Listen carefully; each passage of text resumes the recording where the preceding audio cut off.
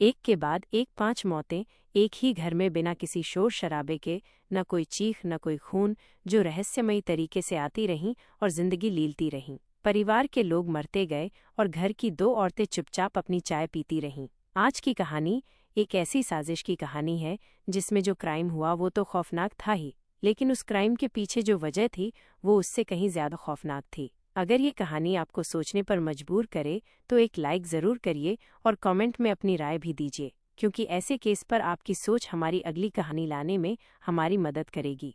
नमस्कार दोस्तों, मैं प्रियंका शुक्ला। आज की जो सच्ची घटना मैं आपको सुनाने जा रही हूँ, ये घटना महाराष्ट्र के गढ़चिरौली की है। इसी गढ़चिरौली जिले में एक परिवार रहता था, एक खुशहाल और हंसता खेलता परिवार के मुखिया थे शंकर कुम्हारे, जो शंकर कुम्हार के नाम से भी जाने जाते थे। उनका बेटा, बहू और पत्नी सभी लोग साथ रहते थे और जीवन ठीक ठाक चल रहा था। जैसे एक सामान्य परिवार की जिंदगी होती है वैसी ही उनकी भी थी। लेकिन फिर सितंबर 2023 के दूसरे हफ्ते में अचानक एक दिन शंकर बीमार पड़ जाते हैं। वो जो पहले बिल्कुल हट्टे कट्टे और ठीक ठाक थे, अब पूरे शरीर में तेज दर्द और सिर में असहनीय दर्द महसूस करने लगते हैं। हालांकि शुरुआत में उन्हें लगा कि ये मौसम के बदलने की वजह से हो रहा है और कोई बड़ी बात नहीं है, पर अगले ही दिन उनकी पत्नी विजया कुम्हारे को भी वही समस्या शुरू हो जाती है। वही दर्द, वही असहनीय स्थिति। अब दोनों जो पहले तंदुरुस्त और स्वस्थ थे, अचानक पूरे शरीर में दर्द और सिर में तकलीफ महसूस करने लगे। पहले ये सब सामान्य समझा गया, क्योंकि हम अक्सर मानते हैं कि मौसम बदलने से ऐसी छोटी मोटी समस्याएं होती रहती हैं। लेकिन जब ये दर्द बर्दाश्त से बाहर हो गया और दिन प्रतिदिन बढ़ने लगा तो परिवार वालों को चिंता हुई। उन्होंने सोचा कि अगर आराम नहीं मिल रहा है तो कहीं न कहीं कुछ गंभीर जरूर है। फिर उन्हें उसी इलाके के एक अस्पताल में ले जाया गया। अस्पताल में डॉक्टरों ने जांच की, लेकिन कुछ समझ में नहीं आया। दवाइयां दी गईं, लेकिन कोई फर्क नहीं पड़ा। फिर डॉक्टरों ने सुझाव दिया कि उन्हें इलाके के बड़े सरकारी अस्पताल में ले जाया जाए, लेकिन वहां भी कुछ सुधार नहीं हुआ। अब स्थिति गंभीर हो चुकी थी और डॉक्टरों ने उन्हें नागपुर रेफर कर दिया, लेकिन नागपुर में भी कोई राहत नहीं मिली। उनकी बीमारी का कारण किसी के समझ में नहीं आ रहा था और फिर 20 सितंबर को शंकर की मौत हो गई, अचानक बिना किसी चेतावनी के। अब शंकर की मौत के बाद परिवार पर गम का पहाड़ टूट पड़ा था, लेकिन ये तो बस शुरुआत थी। शंकर की मौत के सदमे से परिवार उबर भी नहीं पाया था कि 26 सितंबर को अचानक विजया की भी मौत हो गई। यानी 20 सितंबर को शंकर और उसके 6 दिन बाद उनकी पत्नी विजया की भी मौत हो गई। 2 मौतों के बाद एक ही घर में एक ही समय में यह संकट और भी गहरा हो गया। आश्चर्यजनक बात यह थी कि दोनों की मौत से पहले उन दोनों के शरीर में एक अजीब बीमारी के लक्षण थे। तेज बदन दर्द और सिर में असहनीय दर्द, जो किसी को समझ में नहीं आ रहा था। रिश्तेदार भी अब घर आने लगे, लेकिन जैसे ही वे वहां पहुंचे, एक और असामान्य घटना घटी। शंकर की बेटी कोमल को भी वही तकलीफें महसूस होने लगीं। उसके हाथ पैरों में दर्द होने लगा और सिर में भी वही असहनीय पीड़ा थी। कोमल शादीशुदा थी, लेकिन अब वही बीमारी उसकी भी जिंदगी को संकट में डालने लगी थी। उसे भी अस्पताल ले जाया गया, लेकिन उसकी हालत भी ठीक नहीं हो पाई। और जैसे ही ये सब हो रहा था, एक और चौंकाने वाली खबर आई। शंकर की साली यानी उनकी पत्नी की बहन को भी वही बीमारी महसूस होने लगी। हाथ पैर में दर्द और सिर में वही तकलीफ। अब 4 लोग एक ही घर में एक ही बीमारी से जूझ रहे थे। शंकर और विजया की मौत और अब उनकी बेटी और साली की बीमारी। ये सवाल उठने लगा कि आखिर इस घर में हो क्या रहा है। लेकिन कहानी यही नहीं थमी। अब शंकर की साली के एक बच्चे की तबीयत भी बिगड़ने लगी और लक्षण वही थे जो पहले लोगों में देखे गए थे। यानी अब तक 2 मौतें हो चुकी थीं और 2 लोग पहले से ही अस्पताल में भर्ती थे। अब 5वां मामला सामने था, और वो भी ठीक उसी रहस्यमय बीमारी के साथ। परिवार को अब डर लगने लगा था, क्योंकि जिन लोगों को पहले अस्पताल ले जाया गया, उन्होंने इलाज के लिए न सिर्फ एक बल्कि कई अस्पताल बदले, लेकिन नतीजा कुछ नहीं निकला। न कोई सुधार, न कोई ठोस वजह सामने आई। पूरे मोहल्ले और रिश्तेदारों के बीच बेचैनी थी। कोई समझ नहीं पा रहा था कि आखिर इस परिवार के साथ हो क्या रहा है। माँ बाप की मौत, फिर बेटी, साली और अब बच्चे की बिगड़ती हालत। हर कोई एक अनदेखे डर से भर गया था और फिर खबरें एक एक कर आने लगीं। शंकर की बेटी कोमल ने अस्पताल में दम तोड़ दिया। उसके बाद उनकी साली की भी मौत हो गई और फिर वो बच्चा जिसकी हालत बिगड़ी थी, वो भी इस अजीब बीमारी से जिंदगी हार गया। 20 सितंबर को जो मौत का सिलसिला शुरू हुआ था, वो 10 अक्टूबर तक जारी रहा। सिर्फ 20 दिनों के अंदर एक ही परिवार के 5 लोगों की जान चली गई। इस हादसे ने पूरे खानदान को हिलाकर रख दिया था। डॉक्टर भी अब तक ये नहीं समझ पा रहे थे कि बीमारी क्या है। किसी भी जांच में कोई ठोस कारण सामने नहीं आ रहा था। और जब विज्ञान चुप हो जाता है तो अफवाहें जोर पकड़ने लगती हैं। मोहल्ले में बातें फैलने लगीं। कहीं ये जादू टोने का मामला तो नहीं, किसी ने टोटका कर दिया हो। और ऐसी बातों को लोग जल्दी मान भी लेते हैं, खासकर उस समय जब हर उपाय नाकाम हो जाए। और शायद इसी वजह से सब चुप हो गए, क्योंकि अब डर सिर्फ बीमारी का नहीं था, बल्कि उस अनदेखी साजिश का भी था जो इस परिवार को निगल रही थी। अब तक 5 मौतें हो चुकी थीं और बाकी बचे लोग खौफ में जी रहे थे। लेकिन कहानी का सबसे डरावना मोड़ तब आया जब शंकर का बेटा, जो दिल्ली में नौकरी करता था, अपने पिता की मौत की खबर सुनकर गढ़चिरौली आया था। वह गांव पहुंचा, अंतिम संस्कार और सभी रस्मों में शामिल हुआ। माँ की भी मौत उसके सामने ही हुई। कुछ दिन बाद वह अपने काम पर वापस दिल्ली लौट गया। दिल्ली लौटने के कुछ ही दिनों के भीतर उसे भी वही लक्षण महसूस होने लगे। तेज बदन दर्द, सिर में भारीपन, हाथ पैर टूटते जैसे लगना। वह समझ गया था कि ये वही बीमारी है जिसने उसके माता पिता को निगल लिया। उसका मन डर से भर गया। अब उसे लगने लगा था कि शायद उसकी बारी भी आ चुकी है। डर के मारे उसने अपने भाई और घरवालों को बताया। फिर एक पल भी देर न करते हुए दिल्ली के एक अस्पताल में जाकर खुद को भर्ती करा लिया। वजह साफ थी, जिस बीमारी ने उसके सामने 5 अपनों की जान ले ली, वो अब उसके शरीर में भी उतर चुकी थी। इस खबर के गांव तक पहुंचते ही अफरातफरी मच गई। लोगों ने समझ लिया कि जो भी इस बीमारी की चपेट में आया वो बचा नहीं।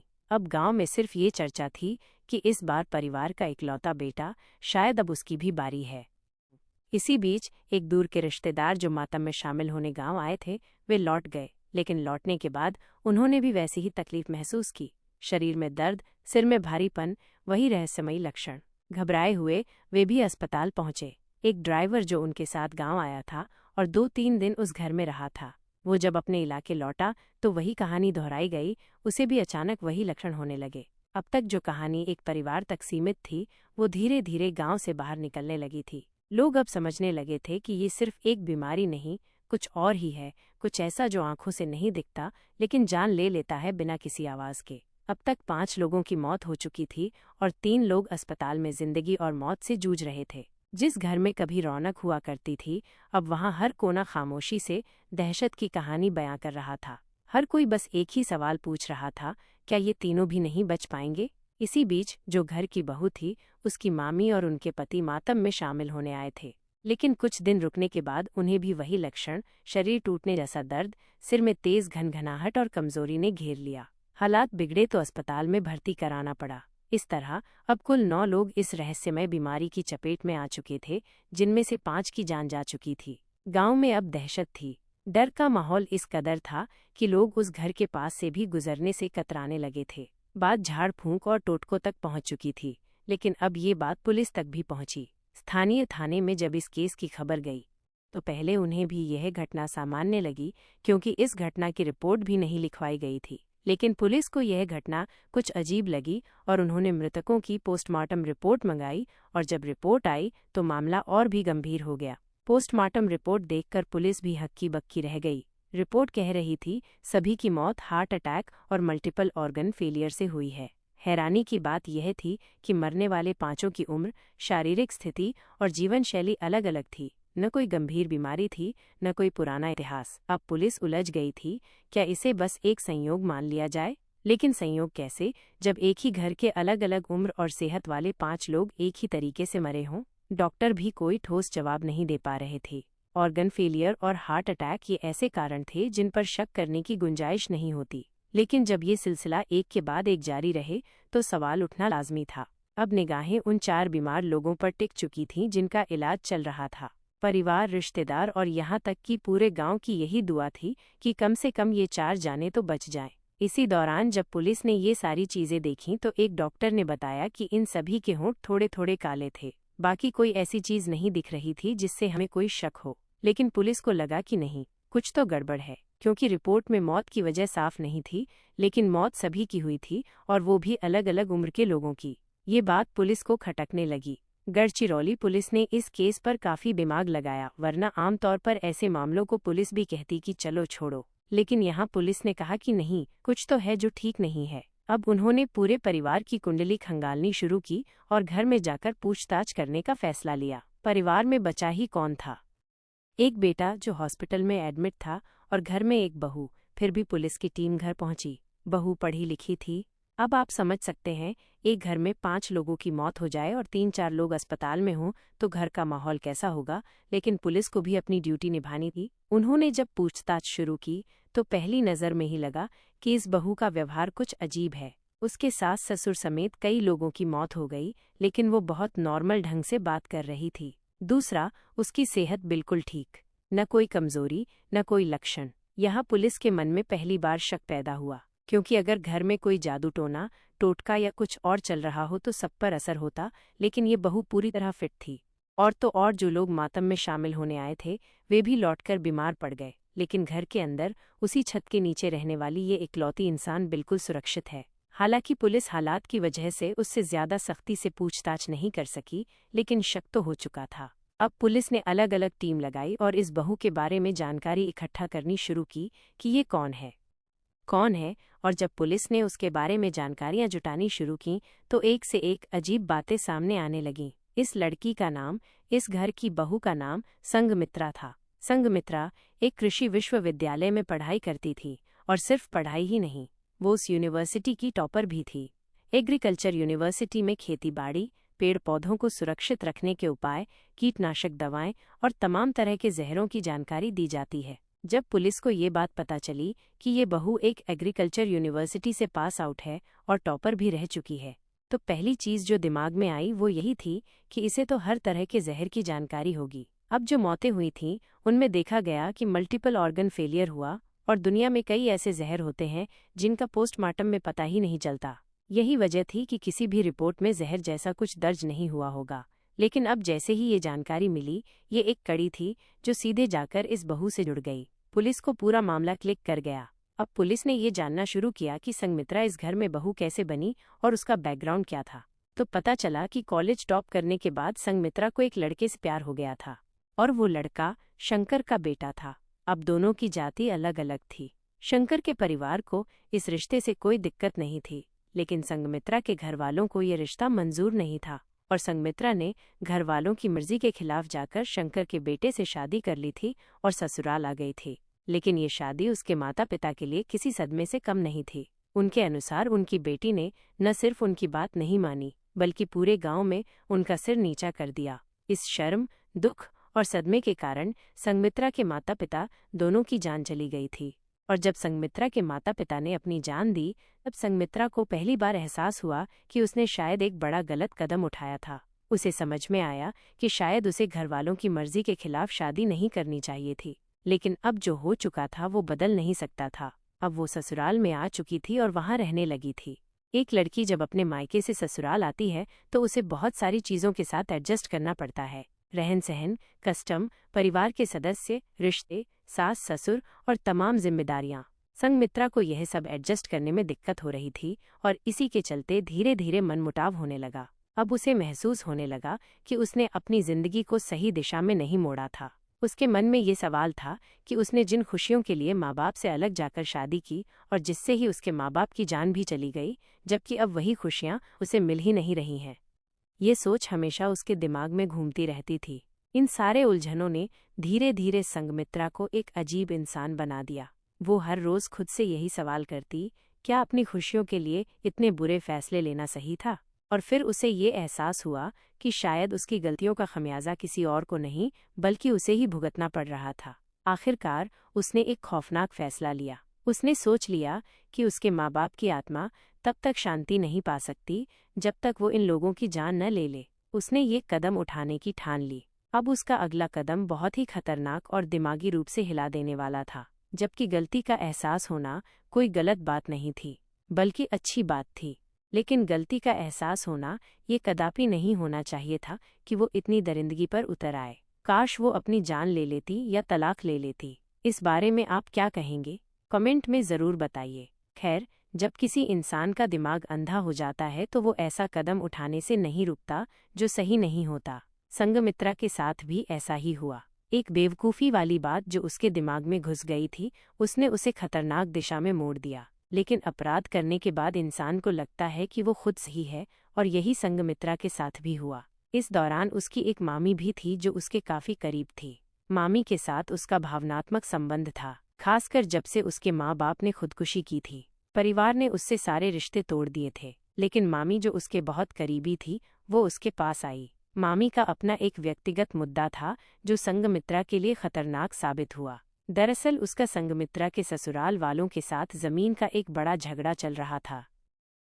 मामी इस मामले में काफी करीब थीं और जानती थीं कि संगमित्रा को अगर अपने मकसद में कामयाबी मिल जाए तो परिवार की सारी संपत्ति उसी के पास आएगी। संगमित्रा ने अपनी सारी परेशानियां मामी से साझा की। उसने बताया कि कैसे उसके माता पिता ने उसकी शादी के बाद आत्महत्या की और कैसे उसे अब ये महसूस हो रहा था कि शादी के बाद उसकी जिंदगी बदल गई है। वो उन सभी दबावों और दुखों से मुक्त होना चाहती थी और उसने ये निर्णय लिया कि ये मुक्ति तभी मिलेगी जब वो सभी को खत्म कर देगी। मामी ने संगमित्रा की भावनाओं का फायदा उठाया और उसे और भी उकसाया। मामी ने संगमित्रा से कहा कि वो पूरी तरह से उसके साथ है और साथ ही उसे ये भी बताया कि अगर सभी लोग मर जाएंगे तो जमीन का झगड़ा भी खत्म हो जाएगा और सारी संपत्ति मामी और संगमित्रा के पास आ जाएगी। मामी ने संगमित्रा को भरोसा दिलाया कि वो इस रास्ते में उसकी पूरी मदद करेगी। इस तरह मामी ने संगमित्रा के दिमाग में और भी घुसकर उसे ये घातक रास्ता अपनाने के लिए उकसाया।